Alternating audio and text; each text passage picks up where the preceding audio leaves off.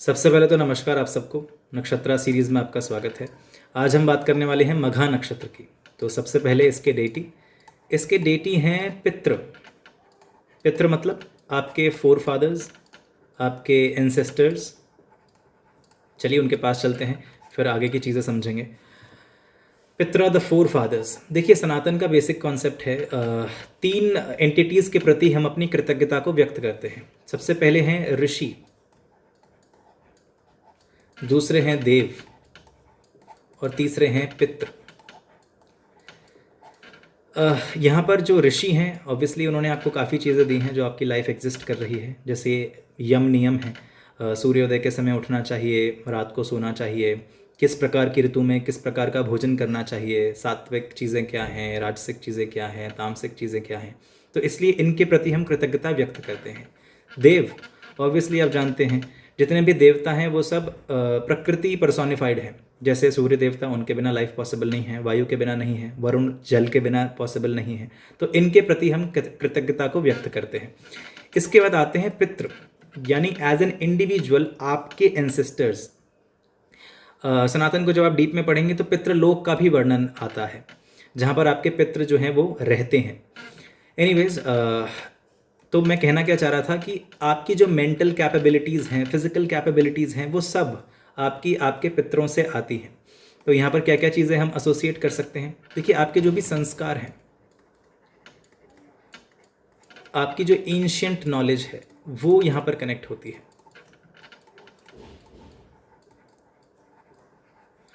इसके अलावा आपका कल्चर, आपका ट्रेडिशन, आपकी जो रूट्स हैं उनके साथ में आपका कनेक्शन, वो ये नक्षत्र रिप्रेजेंट करता है।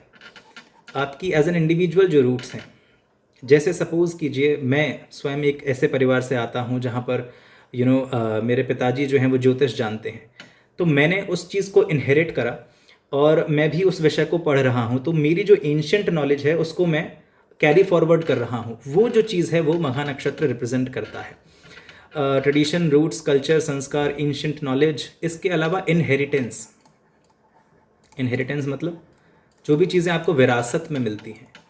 देखिए पुराने समय में क्या होता था कि जो भी प्रचलन था वो वंशवाद का था कि राजा का बेटा राजा बनेगा, आचार्य का बेटा आचार्य बनेगा। आप कहीं ना कहीं इसे लाइट नोट पर नेपोटिज्म से भी कनेक्ट कर सकते हैं। देखिए नेपोटिज्म कोई गलत चीज़ नहीं है। आज की डेट में हम कहते हैं कि एक्टर का बेटा एक्टर बनता है, तो ऑब्वियसली वो अपने घर में उस तरीके का माहौल देखता है, उसे पता है उस विषय की क्या टेक्निकलिटीज़ हैं, तो उसके लिए आसान हो जाती हैं वो चीज़ें। जहाँ पर हम कहते हैं कि किसी के फादर जॉब कर रहे हैं तो ऑफ कोर्स उसके लिए फिर मुश्किल है, क्योंकि फादर काम पर जा रहे हैं और बच्चे को कोई आइडिया ही नहीं है किस तरीके का काम है। बट अगर आप कर्मकांड पंडिताई की बात करें, प्रवचन की बात करें, पॉलिटिशियंस की बात करें, एक्टर्स की बात करें, जहाँ पे भी स्किल बेस्ड काम आ जाता है, जैसे लोहार हैं, सुनार हैं, पहले के समय में ऐसा बहुत होता था कि वो स्किल्स कैरी फॉरवर्ड होते थे। तो उस चीज़ को यहाँ पर कनेक्ट किया गया है। चलिए अब अगली स्लाइड पर चलते हैं, इसके सिंबल को समझते हैं और फिर मैं थोड़ी और चीज़ें आपको बताऊंगा। इसका सिंबल जो है वो एक थ्रोन है, यानी सिंहासन है। देखिए जब हम सिंहासन की बात करते हैं तो अगेन जो मैंने आपको चीज़ बताई कि गद्दी पर वंशवाद चलता था, वो ये नक्षत्र रिप्रेजेंट करता है। आज के टाइम में अगर बात करें तो क्या है, जितने भी एडमिनिस्ट्रेटर्स हैं या एडमिनिस्ट्रेशन है उसको ये रिप्रेजेंट करता है। रॉयलिटी को रिप्रेजेंट करता है, स्टेटस को रिप्रेजेंट करता है। अगर हम प्रोफेशंस पर चले जाएं तो इवन जुडिशरी में जो जज है वो भी एक तरीके का थ्रोन है। जितने भी पॉलिटिशियंस हैं या फिर ब्यूरोक्रेट्स हैं, पता नहीं ब्यूरोक्रेट्स की स्पेलिंग सही है या नहीं, बट ये सारी चीज़ें जो हैं वो मघा नक्षत्र से कनेक्ट होती हैं कहीं ना कहीं, क्योंकि सिंहासन है, ये थोड़ा सा अकेलेपन को भी इंगित करता है। और आप जानते हैं किस प्रकार की राशि में ये पड़ता है। सिंह राशि अपने आप में रॉयल है और उसमें इस नक्षत्र का पढ़ना, और स्पेशली अगर सूर्य इस नक्षत्र में बैठ जाए तो बहुत ही अच्छा उसे माना जाता है to achieve something in life. किसी भी तरीके की अचीवमेंट को ये रिप्रेजेंट करता है कि आप औरों से, जो आम समाज है उससे कुछ ऊपर उठ करके आए हैं। जैसे कि मैंने जज के लिए कहा, प्राइम मिनिस्टर हैं या एमएलए है, एमपी है, इन सब के पास एक ऐसा आसन है जो इनको औरों से, आम जनता से ऊपर बैठाता है। जो लोग प्रवचन करते हैं इवन वो लोग भी, तो जहाँ पे भी ये कुर्सी वाली चीज़ आ जाती है वहाँ पर मघा नक्षत्र का रोल आ जाता है। तो आप समझ सकते हैं कि किस तरीके के प्लैनेट इसमें अच्छे होंगे। ऑब्वियसली सूर्य को हम हमेशा एडमिनिस्ट्रेशन से जोड़कर देखते हैं या बृहस्पति को जोड़ करके देखते हैं। अब आप मुझे बताइए कि शुक्र अगर इस नक्षत्र में बैठेगा तो क्या वो बहुत अच्छा माना जाएगा या नहीं माना जाएगा। इस तरीके के कमेंट्स आप कर सकते हैं वीडियो के नीचे। मैरिड लाइफ पर कैसा इम्पैक्ट होना चाहिए इस तरीके के नक्षत्र का, आपको क्या लगता है।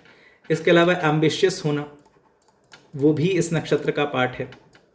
तो ये सारी चीज़ें मघा नक्षत्र जो है वो रिप्रेजेंट करता है। जेनेटिक्स, आपका डीएनए, एंशियंट ट्रेजरी, आर्कियोलॉजिस्ट्स जो पुरानी चीज़ों को पढ़ते हैं, पुरानी सभ्यताओं को समझने का प्रयास कर रहे हैं, वो सब इस नक्षत्र से एसोसिएट होते हैं। पद प्राप्ति, किसी भी तरीके का पद जब आप प्राप्त करते हैं वो भी इस नक्षत्र से एसोसिएट किया जाता है। तो ये हो गई मघा नक्षत्र की बात। और इस वीडियो से मैंने कोशिश करी है कि मैं कोई ना कोई चार्ट लेकर के आपको एग्जाम्पल दूं जिससे आपको बेहतर समझ में आए। तो यहाँ पर मेरे पास में एक चार्ट है और ये चार्ट है माननीय राजीव गांधी जी का। आप जानते हैं किस प्रकार का उनका जीवन रहा और हमारे देश के 6th prime minister I guess वो रहे। और ये देखिए इनकी लगन में, सिंह लगन में सूर्य और बृहस्पति दोनों मघा नक्षत्र में बैठे हैं। और आप जानते हैं कि इस प्रकार का सिचुएशन, किस प्रकार की सिचुएशन इनके सामने खड़ी हुई जब इनकी माता जो थी उनको असैसिनेट कर दिया गया और इनको इमरजेंसी में लाया गया और थ्रोन पर बिठाया गया। तो देखिए मघा नक्षत्र का कितना इंपॉर्टेंट प्रभाव इस जातक के ऊपर पड़ा, जबकि इनका बहुत ज़्यादा पॉलिटिक्स से लेना देना नहीं था, ये बहुत ज़्यादा इंटरेस्टेड भी नहीं थे, रादर इनके छोटे भाई ज़्यादा इंटरेस्टेड थे, संजय गांधी जी, आई थिंक वो छोटे ही भाई थे। लेकिन सूर्य और बृहस्पति, जैसा मैंने कहा, जो दोनों एडमिनिस्ट्रेटिव प्लैनेट्स हैं वो दोनों सिंह राशि में मघा नक्षत्र में ही बैठे हैं।